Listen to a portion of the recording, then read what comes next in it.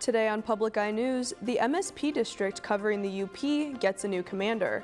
And later, FBI Director Kash Patel says the FBI has arrested several people in connection to a Halloween weekend attack plot. Alex Telpo will have your weather forecast for the next couple days. And later, Luke Neal will bring your sports breakdown. I'm Dylan Dubé. And I'm Aubrey Huddleston, and you're watching Public Eye News.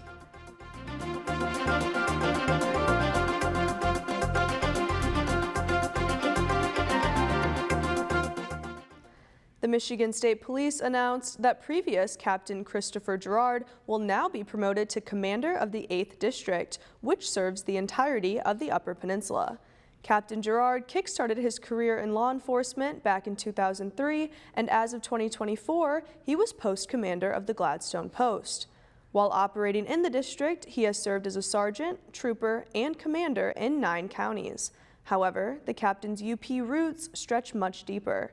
Captain Gerard was born, raised, and educated in the Upper Peninsula and has said, quote, he plans to be present, involved, and interactive with members on a regular basis, end quote.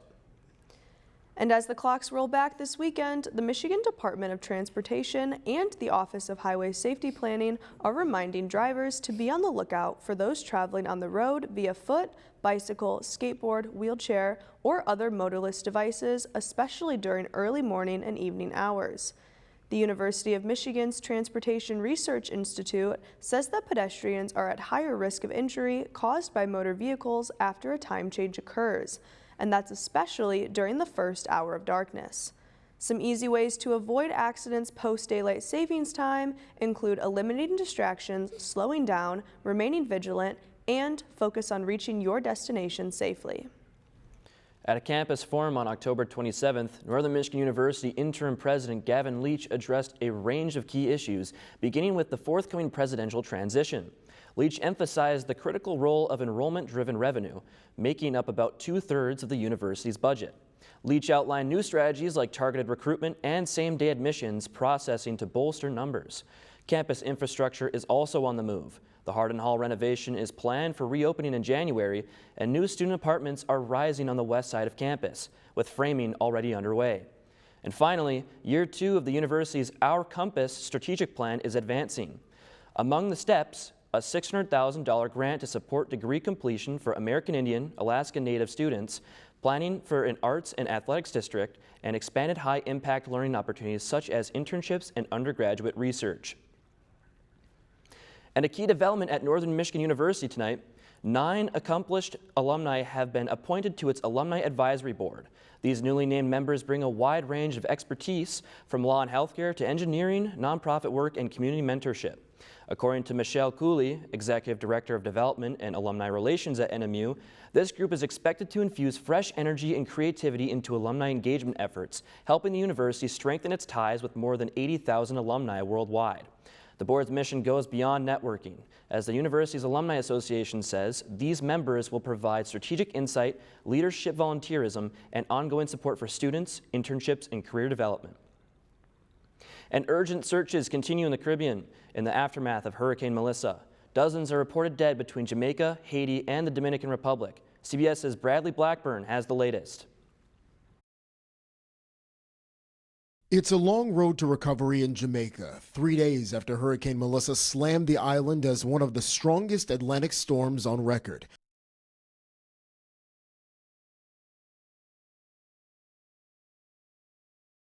Sweeping scenes of destruction on the road to the tourist town of Montego Bay. With gas on short supply, cars lined the streets looking for somewhere to fill up. Nearly 500,000 people in Jamaica are still without power.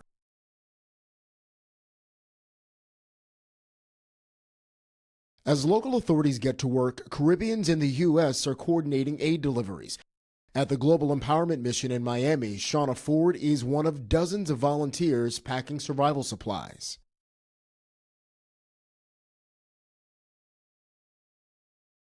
In Cuba, the storm rocked the historic town of El Cobre.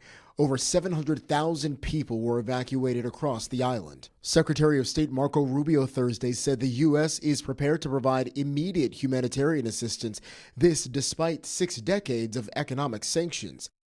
In Haiti, Melissa unleashed catastrophic flooding. At least 30 are reported dead. Back in Jamaica, some airports are still closed.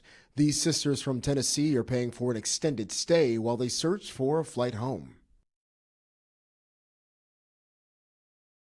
Meanwhile, search and rescue teams continue to scour the island for the missing.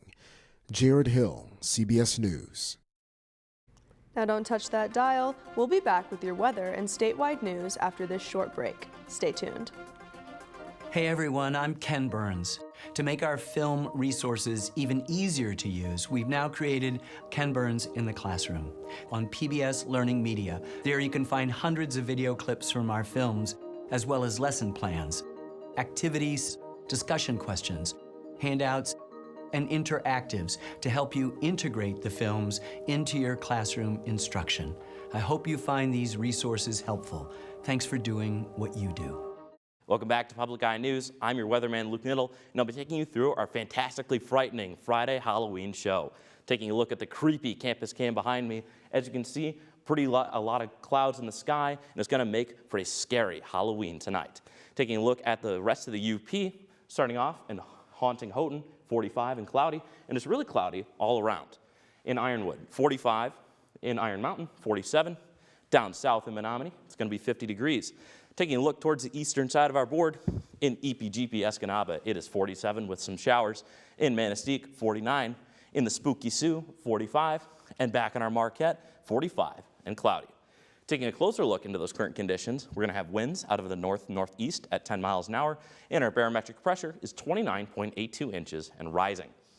Tonight, bring out some umbrellas for your trick-or-treating. It's going to be rain with a low of 37, winds north at 10 to 15 miles an hour, same story, and our moon phase is going to be a waxing gibbous. Tomorrow, expect some more showers with a high of 42, low of 31. Those winds, same story, 10 to 15 miles an hour. And looking ahead, taking a peek around the corner into the rest of the week, Sunday, high of 48, low of 41 with some more clouds. Monday, high of 52, low of 38. That sun peaks out just a little bit. Same story for Tuesday, and as for those conditions, high of 53, low of 38. That's all I have for weather. Back to the desk. Thank you for that weather report, Luke. Hopefully the weather's pretty nice for those trick-or-treaters later. And now for some more statewide news. The FBI has announced that several people have been arrested in Dearborn this morning after allegedly organizing an attack planned for Halloween weekend. State police, as well as FBI vehicles, were spotted near Dearborn's Fordson High School with officers patrolling in and out of a house. They were seen transporting bags to a nearby evidence truck, and while there is not currently much information released at this time, authorities say they are actively investigating the story and more will be released soon. Dearborn police have stated that they are aware of the ongoing investigation. However, residents were told that there is no current threat to the area. And Governor Gretchen Whitmer has announced that Michigan will allocate $4.5 million to Michigan's Food Bank Council. The Food Bank Council will provide food delivery and disbursement to families facing food insecurity. The allocation comes in the wake of the current federal government shutdown. This funding aims to provide relief for the Michiganders who are at risk of losing their SNAP benefits. The SNAP program is the country's largest food assistance program, and it serves over 1.4 million Michigan residents. And as the shutdown continues, SNAP recipients are at risk of losing their benefits as of tomorrow. And Michigan is not the only state affected by this shutdown. Tens of millions of Americans are bracing for their federal food assistance benefits to run out at midnight as the government shutdown shows no signs of ending anytime soon. Take a look. 66-year-old Francesca Mays of Denver says she doesn't know what she will do for food without SNAP benefits. Beg, go to free things where there's going to be a dinner. The benefits end at midnight for more than 40 million recipients as the government shutdown enters a second month. The White House says it cannot use emergency funds to keep them going. I think it's absolutely horrific what they're doing.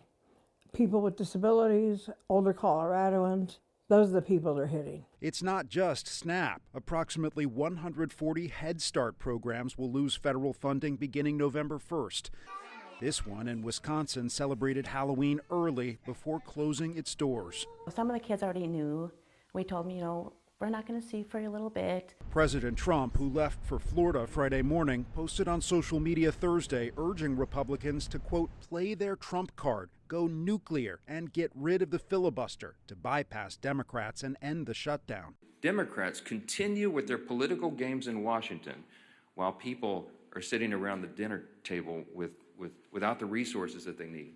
Democrats are eyeing another key deadline this weekend. Open enrollment begins for the Affordable Care Act, which could feature soaring health premiums. We're going to stand on the side of the health care of the American people, of the safety of the American people. Democrats are gambling the sticker shock will bring Republicans to the negotiating table to extend expiring tax credits. But Republicans say they must open government first. Bradley Blackburn, CBS News, New York. Don't touch that dial. Luke Neal will be back with a bone-chilling sports report you won't want to miss. We're here in Washington to find out what comes next. Donald Trump won re-election, promising to reduce illegal immigration. The Republicans will have a majority. Will that really solve America's migrant crisis? Not only at home, but around the world. They're preparing for what might be coming. Our correspondents give you the full story. We're now hearing several explosions after an evacuation warning. For a global perspective, join us on BBC World News America. Welcome back to Public Eye Sports. Once again, I'm Luke Niddle, and I'll be taking you through our Halloween sports breakdown. It's going to be a spooky Saturday showdown for Northern Michigan football as the Wildcats hit the road to face the nation's #1 team, the Ferris State Bulldogs, this weekend in Big Rapids. Kickoff is set for 1 p.m. on November 1st. Northern's coming off a rough loss to rival Michigan Tech 56-17, despite racking up 345 total yards, 270 of those on the ground. Quarterback Trevor Turkoff led the way with 106 rushing yards and tossed a late touchdown to Ian Engstrom. Now, the Wildcats are looking to upset Ferris State's defense that's scarier than a haunted house, allowing just 12 points per game in conference play. NMU's ground game, led by Noah Dobert and Turkoff, ranks 8th in the nation, so expect the field to look like Kevin Hart's dreams because the rock is going to be cradled. If Northern's front seven can contain Ferris's dual-threat QB Wyatt Bauer, the Pigskin Cat Pack might just brew up a Halloween weekend upset. And clearing the crease into our next story, it's a skin-crawling start to conference play for NMU as the Wildcats pack into the bus for Sioux Falls this weekend to open their CCHA campaign against the Augustana Vikings. Friday's puck drop is set for 8:07 p.m. Eastern, with Game 2 Saturday at 7:07. The Wildcats, still hunting for their first win of the season, just like I searched the yellow Laffy Taffy in my candy bag, coming off of one of the toughest non-conference schedules in college hockey, capped by a hard-fought weekend against #1 Michigan State. Despite the losses, head coach Dave Shayak says his team is battle-tested and ready to turn the corner. Augustana, meanwhile, started the year ranked as high as 21st after a sweep of Arizona State, but they're coming off back-to-back losses to Bemidji State, meaning NMU skating straight into the frozen fjords of a hungry Viking squadron. Undeterred, the puck-prowling Cats will look to scare up their first win of the season under the ghoulish glow of the Sioux Falls. And from deeks to dribbles, we go to NMU women's soccer. They're prepping to trick their opponents and treat themselves to 2 important victories at home across a harrowing Halloween weekend. The soccer squadron kicked off earlier today at 11 a.m. and will put out the pylons for Parkside on Sunday at 11 a.m. It's senior weekend, and before Sunday's kickoff, the Cats will honor 5 veterans of the pitch: Hannah Kestamo, Addison Wargo, Kenna Alexander, Jillian Thompson, and Olivia Marino for their lasting magic in green and gold. Northern is clawing for a GLIAC playoff spot, sitting 6th with 11 points, and today's match against Roosevelt will not be as simple as bobbing for apples, as the Lakers are creeping close in the standings, just 4 points behind. And on Sunday, second-place Parkside rolls in, hoping to spoil the celebration, but NMU hasn't lost to the Rangers at home since 2019. The Wildcats emerged victorious today with a score of 5-1. That's all I have for sports. Back to the desk. Thank you for that sports breakdown, Luke. And that's all the time we have today at Public Eye News. I'm Aubrey Huddleston. I'm Dylan Dubé. And we'll see you next time.